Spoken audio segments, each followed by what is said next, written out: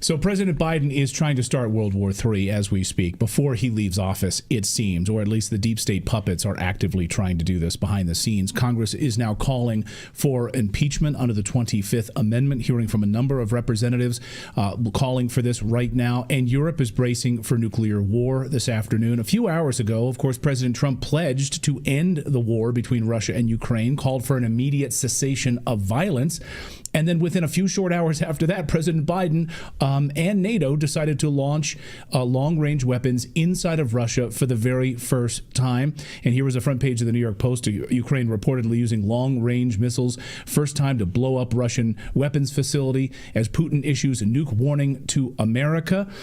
Here was the Wall Street Journal. Ukraine uses U.S.-provided long-range missiles in Russia for the first time. And it was almost immediate, like right after President Biden gave the green light to do this. Zelensky and NATO, with the coordination of NATO. Make no mistake, this is not just Ukraine doing this. This is NATO coordination and this attack.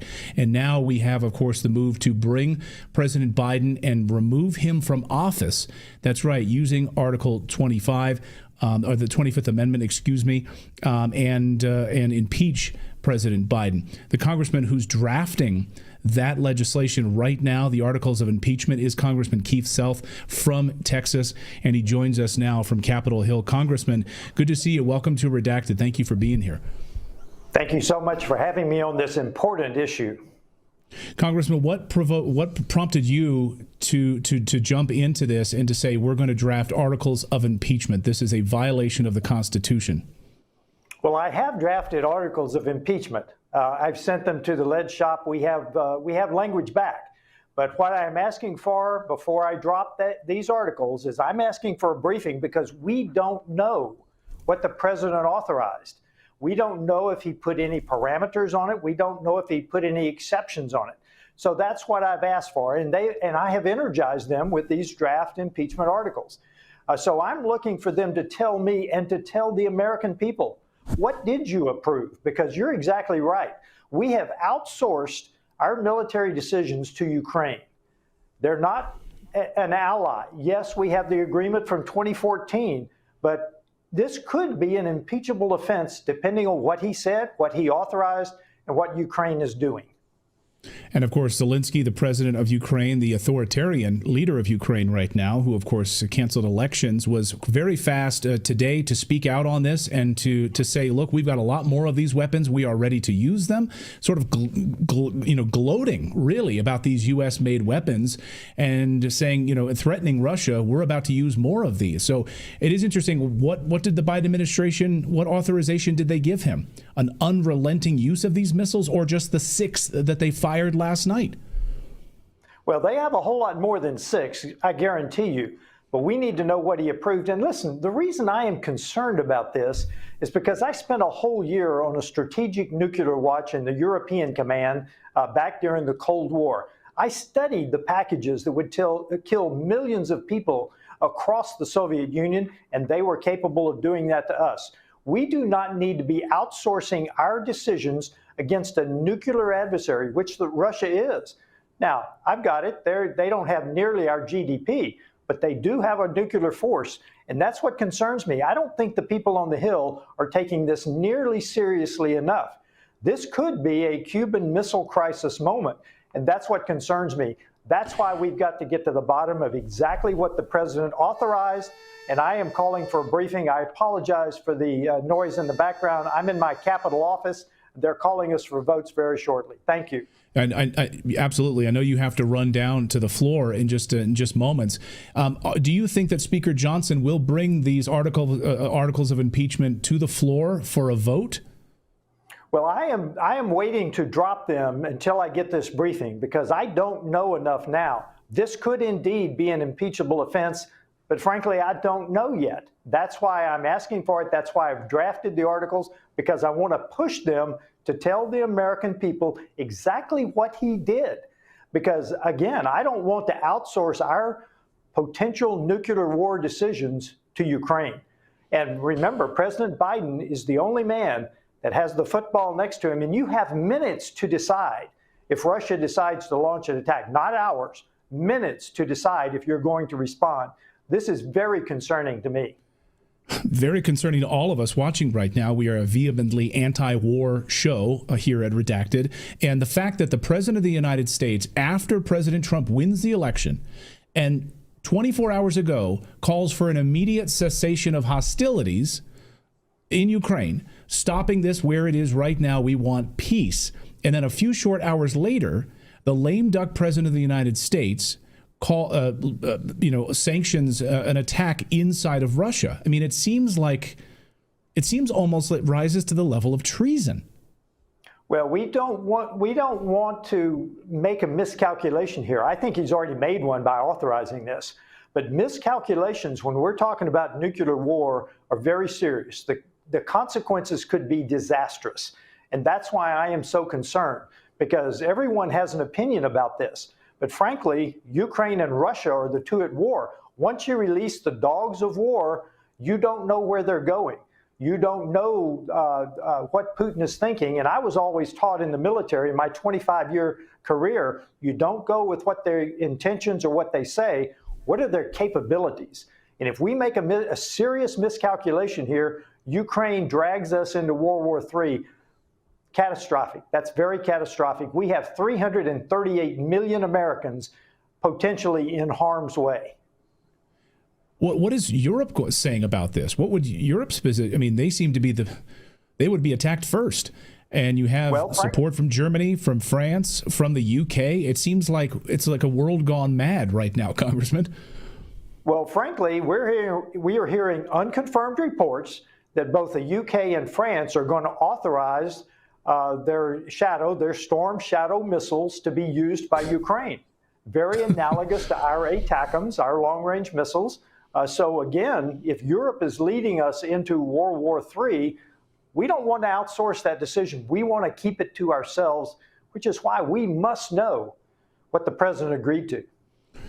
We'll get you out of here on this, Congressman, so you can get down to the floor for these votes. This would mean Kamala Harris, President of the United States. How does that sit with you?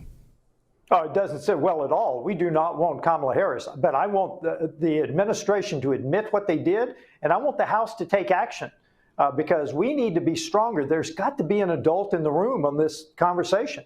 And frankly, right now, I think it's got to be the House. It's not whoever's running the government. So I'm simply pushing people to be the adults in the room to say, this is not the direction we want to go. All right. Congressman Keith Self, who serves on the Veterans Affairs and Foreign Affairs committees, bringing articles of impeachment, written them, just waiting for those to drop once we find out exactly what the president has authorized here. Congressman, thank you so much. Good luck with this. We appreciate you taking some time. Thank you so much. I appreciate your attention to it. Thank you, Congressman. Unbelievable. And if you think about this for a moment, we don't know what, I mean, it's really remarkable what the congressman said. We don't know what he's exactly authorized here because you have to go through Congress. Right. And you're dragging us into World War III without the authorization of Congress. It's stunning.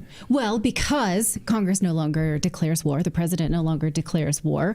The White House has not actually confirmed this. Zelensky himself said these are just media reports. It's the New York Times that published this with unnamed sources. He's absolutely right. We have nothing to go on other than the fact that bombs were fired, that we made and sent, that at the very beginning of this war, our president promised would not happen. That's all we really know.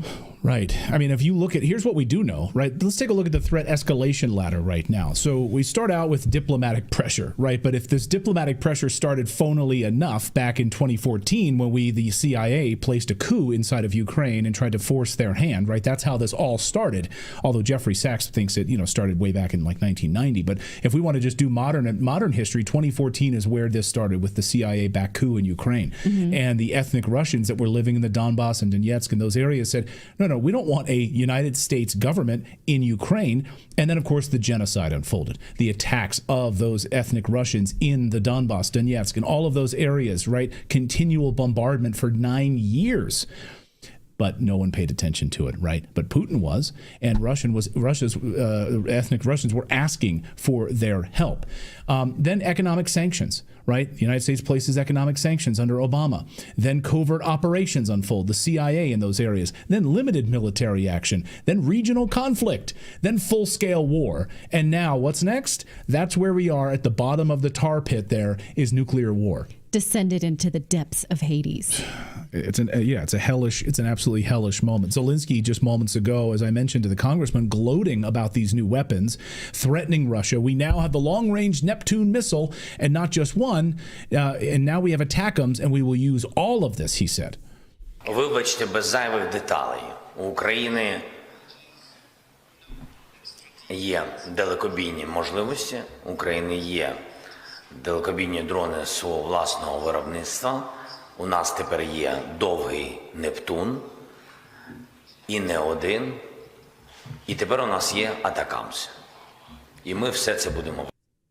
Oh, good. So we've got lots of them. And as the congressman said, he has way more than 6 of them to use. Putin, of course, responded a few weeks ago when asked, what would this mean for NATO and Russia relationship if the United States NATO launches long-range weapons into Russia? Будет означать, что страны НАТО, США, европейские страны воюют с Россией. Yeah, plain and simple. It's as cut and dry as possible. Have you considered that possibly we may have saved ourselves by voting in Trump, because Putin knows that the administration that's authorizing this is on its way out, and that he'd say, well, we deflected these, we can fight them off for a little bit longer, and then we trust the next administration to stop it.